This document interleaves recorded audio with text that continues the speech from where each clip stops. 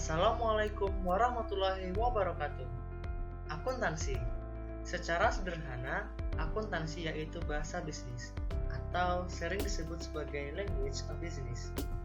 Contoh, terdapat dua orang pengusaha, yaitu pengusaha bakso dan pengusaha bubur.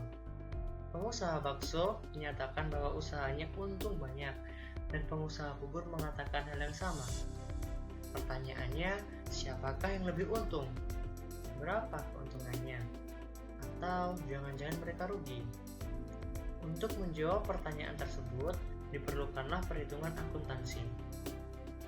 Sebenarnya, apa sih tujuan dari akuntansi? Nilai A, cum laude, lulus, penempatan kota. Oke.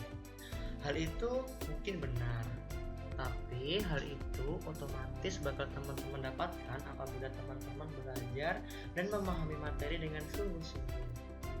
Jadi, tujuan dari akuntansi itu yang pertama bagi pemerintah, yaitu sebagai laporan pertanggungjawaban, transparansi kepada masyarakat, perpajakan, dan lain sebagainya.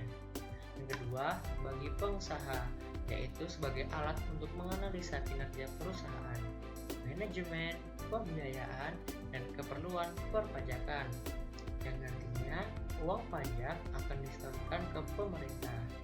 Untuk itulah diperlukan sebuah informasi yang handal.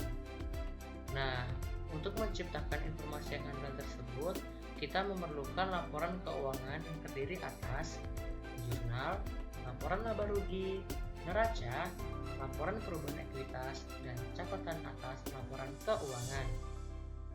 Pada laporan laba rugi tersebut, kita bisa mengetahui pendapatan bersih yang terdiri dari pendapatan dan beban.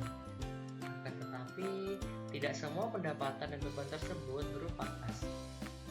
Ada yang berbentuk utang, serta pendapatan dan beban non-kas lainnya. Cash flow are source of value. Arus kas adalah sumber nilai perusahaan. Maka dari itu, diperlukanlah yang namanya LAK atau laporan arus kas. Laporan arus kas ini terdiri atas arus kas operasi, investasi, dan pembiayaan. Arus kas operasi berasal dari akun-akun yang terdapat dalam laporan laba rugi, liabilitas jangka pendek, dan aset lancar. Arus kas investasi berasal dari akun-akun yang terdapat dalam aset tidak lancar. Sedangkan arus kas pembiayaan berasal dari akun-akun yang terdapat dalam liabilitas tidak lancar dan ekuitas. Laporan arus kas memiliki dua metode, yaitu direct method atau metode langsung dan indirect method atau metode tidak langsung. Perbedaannya terletak pada arus kas operasinya saja. Pada direct method, perusahaan hanya memasukkan transaksi-transaksi yang menggunakan kas saja. Sedangkan pada indirect method, perusahaan mengeliminasi transaksi-transaksi non-kas dari laba bersih. Nah, jadi kesimpulannya, akuntansi memiliki peranan yang sangat penting karena merupakan bahasa yang digunakan dalam dunia bisnis. Dan dalam berbisnis, kita harus memperhatikan arus kas dari kegiatan, yaitu dengan menyusun laporan arus kas yang terdiri atas arus kas operasi, investasi, dan pembiayaan.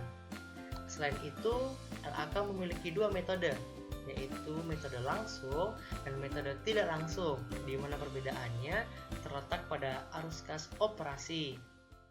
Oke, cukup sekian penjelasan dari saya.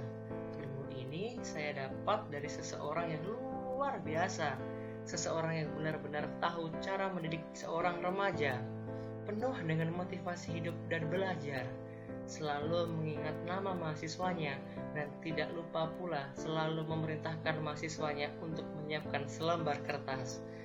Beliau adalah dosen lab AKM 2 saya di Politeknik Keuangan Negara STAN. Saya memiliki rencana, saya berdoa, tetapi Allah belum berkehendak mengabulkan rencana saya. Seiring berjalannya waktu, saya mulai mengerti dan saya mulai mensyukurinya. Karena apabila rencana saya dikabulkan Allah SWT, saya tidak akan bisa belajar bersama kalian. Pak Muhammad Haristia Darmawan. Sekian dari saya. Don't forget to like and subscribe jika teman-teman ingin menonton lebih banyak video lagi dari saya. Saya Diki Febriano pamit undur diri. Terima kasih teman-teman. Wassalamualaikum warahmatullahi wabarakatuh.